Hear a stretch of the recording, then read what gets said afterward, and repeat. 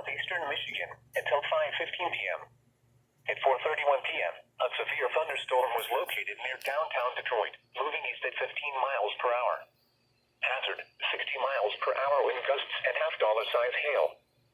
Source, radar indicated. Impact, hail damage to vehicles is expected. Expect wind damage to roofs, siding, and trees. This severe thunderstorm will be near downtown Detroit around 4:40 p.m. Belle Isle around 4:50 p.m.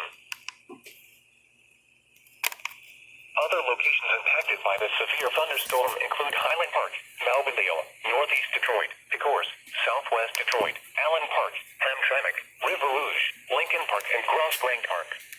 People attending PGA tournament at the Detroit Golf Club should seek safe shelter immediately. Repeating, a severe thunderstorm warning has been issued until 5:15 p.m. for the following county: Wayne, Michigan.